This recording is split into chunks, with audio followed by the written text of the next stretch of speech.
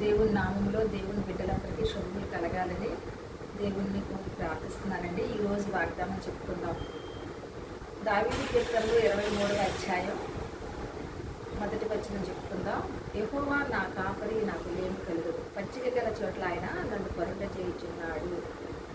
దేవుని నామంలో అండి, ఎంత గొప్ప మాట చూడండి. దావీదు రచించినటువంటి కీర్తనలు అన్నీ కూడా ప్రాముఖ్యమైనవి.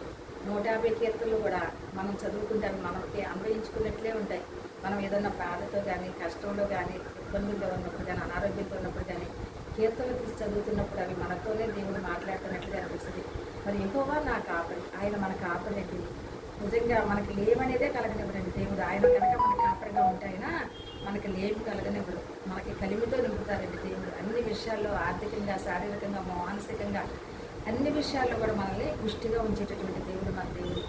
అలాగే పచ్చిక గల చోట్ల ఆయన నన్ను కొరట చేయించున్నాడు. పచ్చిక చూడండి ఎంత పచ్చగా ఉంటుందండి.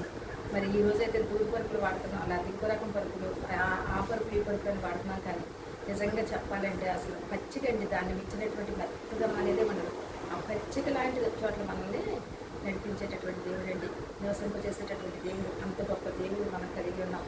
ఆ దేవుడు ఇచ్చిన ఈ వాగ్దానాన్ని బట్టి మనం అందరం ప్రార్థన చేసుకున్నాం. దేవుడి వాక్యం గురించి ఆశీర్వదించండి. ఆమె